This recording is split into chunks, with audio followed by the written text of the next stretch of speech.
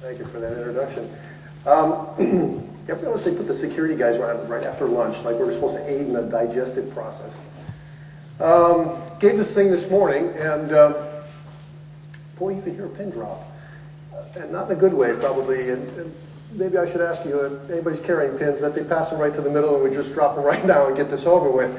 It's a hard thing to do. It's a hard thing to stand up in front of people who struggle with security problems every single day and give them advice that they can take back to their businesses and put in place. Cost-effective advice, what to do, what not to do.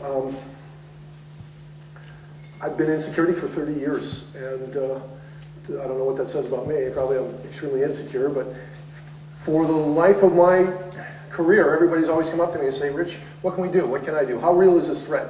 Will I get hit by lightning tomorrow, the next day, the day after? And it's not something I can answer. It's not something anybody can answer.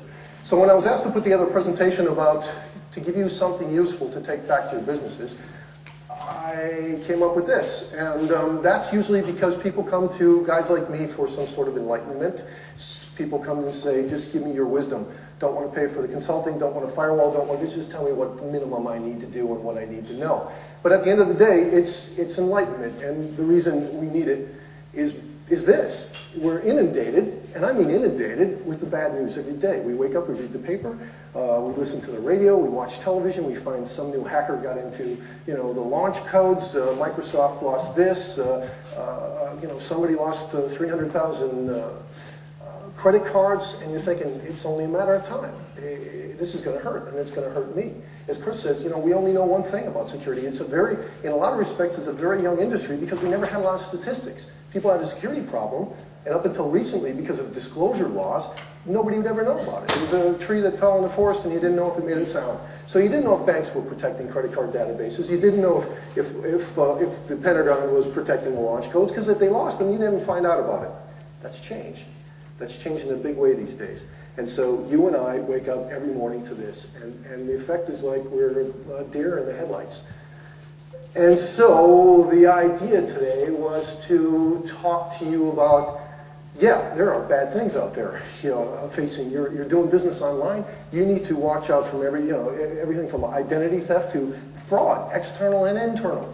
Where do you begin to do this? The faces of evil out there that are, vexing you and I, trying to do business on the web are great, and they change every day. Okay, so they're password crackers, stripping. That's my favorite. That's why I did that one nice and slow. Social engineering, encryption cracking out there. We got to be worried about screen grabbers and viruses and weeding and smurfing and cookies and spywares and script kiddies and spam and script hackers and botnets and zombies and spoofers and port scanning, stealth bombs, malwares, mockingbirds, trojans, backdoors, Google hacking, rootkits, crackers, suppression, keystroke loggers, denial of service, farming crawlers, earwigging, a very strange thing, viruses, fingerprinting, steganography, phishing, crawlers. My God. Is anybody keeping track with this? I'm an information security professional, and every day I wake up and there's some new way to get into a system. You guys got a business to run, okay? But that's what you wake up to every single day. It's no wonder we're overwhelmed. It's no wonder we just shut down, and we essentially don't do anything until it happens to us, and we end up on the front page of the paper. I don't care how big you are or how small you are. As Chris said, it happens to everybody, and it's just a question of when. Okay, so what do you do? Okay, that is my research slide. I went and plugged in Google image scan of images for security unenlightened people. But that's us. We sit there in the dark, and we just hope it doesn't happen to us. Okay? All right. So I thought an interesting way to go at this would be, if I was a hacker and I was going to hack into your system, and I had a problem. Okay, hackers have their own little world. They've got their terminology that they use. And if I'm trying to get into your system and somebody stops me, okay, and I can't figure it out, but I come up to a hard stop. There's no other answers. I've tried everything I could try. I still can't get in. You know what I do? I put my feet up and I clear my head. I have another piece of pizza and I think about anything else. And suddenly I just think of the easiest way and it just comes right to me. And so I thought, that's exactly what we should be doing, what you and I should be doing, rather than being, caught in the headlights. We should just calm down, just relax. So that's what this presentation is about. I'm here to tell you, you got to take a breath. Okay? All right? You can't neglect this issue anymore. Take a deep breath, calm down. The French have a good saying, calmez-vous. Okay? Take a breath, exhale, relax, clear your head. Okay? Go to that special place that you have to go. Okay? Turn on your whale music, light your candle, and meditate. Okay? And this is what you need to meditate on. 3 basic questions. What am I trying to protect? Why am I trying to protect it? And what's going to happen to me if I fail? I'll say that again because I'm a drama queen. What am I trying to protect? Why am I trying to protect it? And what's going to happen to me if I can't protect it? Have you asked yourself, has anybody in here sat down and wrote that out for their business? What's my business trying to protect? My intellectual property, my credit cards, my client database, and why? Why am I trying to protect this? Because I have to by law? Because my reputation, my market reputation depends on it?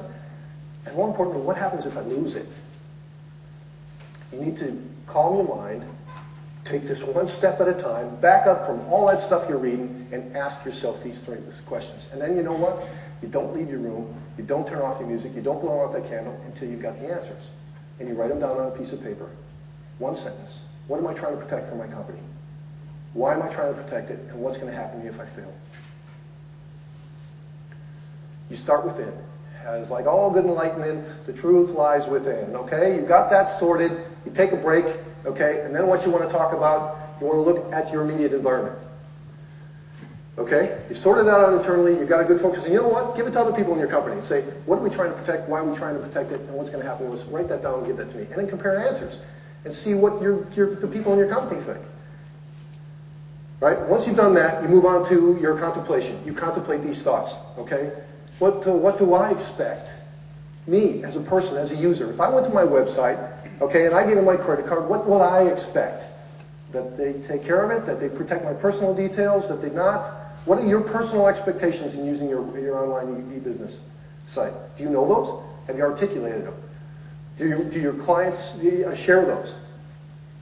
What does your board expect? What do your clients expect? What are other companies doing? Okay? If you're selling shoes online, what are other shoe companies doing? All right? If you're, finding oil, what are other oil companies doing? Benchmarking yourself against your competition. How they approach this very issue. Okay? What are best practices? Those are easy. Go to DTI website, download BS7799. Just 20 questions. Have you thought of this? Have you got this? You got a business continuity? You got a fire plan? You got a this? You got a that? Best practices. What are they? Do you know them? Do you understand them? Do they apply to your business? And what do you have to do by law? Whether it's Data Protection Act or, you got a PCI standard for the protection of credit cards out now. What do you have to do by requirement? So you got your meditation, you got your contemplation, and you answer these, and you're squarely on the path of enlightenment. You have figured out what 70% of other UK companies have not even bothered to start with. And I mean everybody. I mean from large financials who can't come up with the answers to those questions, who push them to their marketing department, okay, to small mom-and-pop.co.uk firms who are three business weeks into launching their website. Have you done it? Have you done your meditation, your contemplation? Do you know it? Have you internalized it? Do your employees know it? Nobody's doing that. Not anybody. And I'm up here telling you, I've been doing this for 30 years. I go into major banks, give me a copy of policies. I haven't got around to that. They're still in a couple of drafts. Can't even articulate to themselves as an organization what's important to them. How do you expect, how does anybody expect them to go out and protect their networks accordingly? Is it any wonder they're on the front page of every publication every day? It's crucial, and it's so simple. And it doesn't cost you anything, any money whatsoever. It costs you a little time and maybe a little brain power.